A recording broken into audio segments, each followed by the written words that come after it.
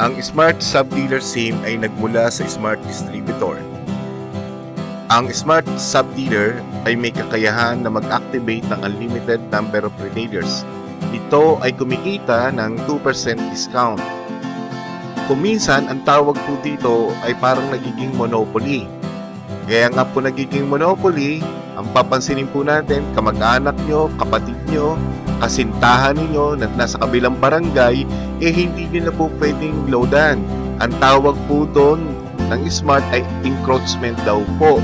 Kaya matatanggal po kayo bilang sub-dealer kung pati kamag-anak nyo na hindi nyo sakop ang area ay pwede pong maloadan ay matatanggal po kayo. Ang tatlong importante o 3 basic elements ay una, kapital, network, at device. Ang device po yung tinatawag na Smart Sub-Dealer. Ito ay pwedeng mabili sa halagang 5,000 to 10,000. Ang problema nga lang po ay kung bibigyan po tayo ng Smart Distributor ng isang Smart Sub-Dealer.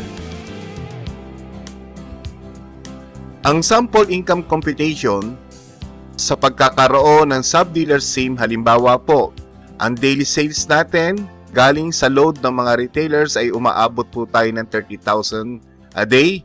Multiply po natin sa discount rate na 2%. Ang profit natin sa araw-araw ay 600. Pag minultiply po natin to ng 30 days or 1 month, ang magiging monthly income natin ay 18,000. Magkakaganito lang po ito kapag meron tayong Smart Sub-Dealer. In the absence of Smart Sub-Dealer SIM, hindi po pwedeng mangyari na kumita tayo ng 18,000. Ano po ba ang bigat ng pagkakaroon ng Smart Sub-Dealer SIM? Ang tawag po dito, yung burden of responsibilities in exchange for 2% discount rate o kapalit ng 2% discount na kinukuha po natin sa Smart Distributor. Ito po ang responsibility ng isang sub-dealer. Tignan po natin. Una, kailangan po nating bumili ng mga smart products. Mandatory po ito o sapilitan na pinapa-implement ng distributor ng Smart. Otherwise, pag hindi po kayo tumupad, non-compliance, tanggal, alis, o eliminated as sub-dealer. Ulitin ko po, non-compliance, tanggal, alis, o eliminated as sub-dealer. Kung mapapansin nyo, wala kayong katiyakan na mag-maintain ng sub-dealer SIM. Ano po ba ang mga halimbawa na dapat ibenta? Ang gagawin po ng inyong distributor ay tatambakan po kayo ng Smart Ordinary SIM.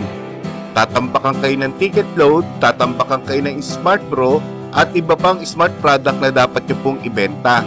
Otherwise, pag hindi nyo po nagawa ito, ang panakot na naman nila, tatanggalin na naman po kayo as Smart Sub-Dealer.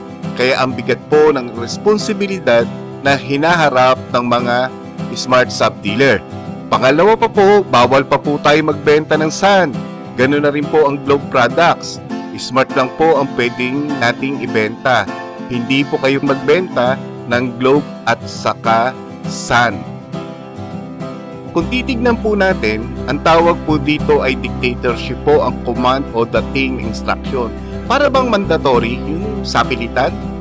Kasi nga po, meron tong tinatawag na territorial issues. Ang sakop o area ay limited lang po. Kaya nga po, nawala na po tayo ng potential growth.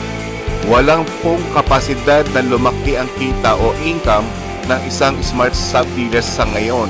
Hindi po katulad dati na pwede kang kumita kahit 50,000 o 100,000. At saka maalala ko nga pala, ang sub-dealer 2 years ago o 3 years ago ay binibili po ito ng 50,000. Umaabot pa nga ito ng 70 hanggang 100,000. Yung sub-dealer na yun na magkakaroon lang po ng kapasidad para loadan yung retailer. Napakamahal po. Pero ang maganda naman po ng panahon na yun, kahit naman po saan pwede kayong mag-load. Hindi katulad ngayon. Napakaliit na ng area na nasasakupan nyo. Ano po ang magiging worst scenario? Tignan po natin. Inaagawan pa po ng mga riders ng distributor ang mga retailers na sub-dealers. Kawawa naman po. Pagdating naman po sa security of tenure ng business, anytime pwedeng alisin ng distributor ang mga sub-dealer niya. Ganun din naman po ang mga distributor, pwede rin namang alisin ang regional sales distributor kung hindi na siya nagugustuhan ng kanyang regional sales distributor. Kasi po ang kontrata ay nagmumula lang po sa regional sales distributor. Wala po, sa pagkakaalam ko, wala naman pong direktang kontrata ang mga distributor sa Smart, kundi ang regional sales distributor lang po ang may sariling kontrata sa Smart, at ang regional sales distributor po ang namimili ng kanilang mga distributor. Ang system ng distributor ay limited, parang monopoly, at parang mga slave tayo o alipin ng mga sub-dealer. Kasi nga po, nangangapital tayo, dapat sa atin ang tawag ay kapitalista. Bakit nililimitahan ang ating potential na paglaki o pagkita? Sa paraang ano po, una, nililimitahan po ang pag-i-issue ng retailers. Sa kasalukuyan, kung mapapansin nyo po, ang retailer SIM, matatawa po kayo, ay nagkakahalaga na po ng 800. Wala pa po yung load. Umaabot po yung sa presyong 1,200. At itong kamakalawa lang, tinanong ko po ang lugar ng Marikina. Umaabot na po sa 1,500. Napakahirap po. Retailer SIM lang yon para magbenta sa end user. Umaabot na po sa malaking halaga. Umaabot po sa 800 hanggang 1,500.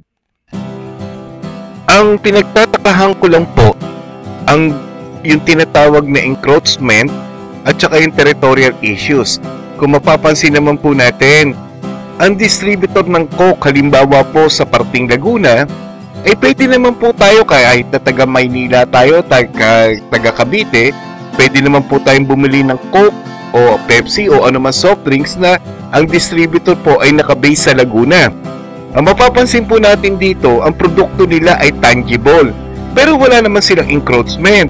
Kung kamag-anak ko ang distributor ng Laguna, pwede naman siguro akong bumili at ibiyahe ko. Dahil po nakaka-discount ako, hindi naman po siguro ganon kabigat na katulad ng ginagawa po nila sa Smart, na intangible na nga ito, airtime.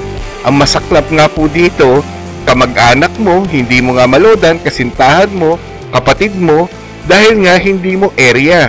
Yun lang po pinagtatakahan ko bakit nagkaganito ang loading system natin, na masyado naman naging protective ang mga distributor. Malaking question mark po sa atin yan.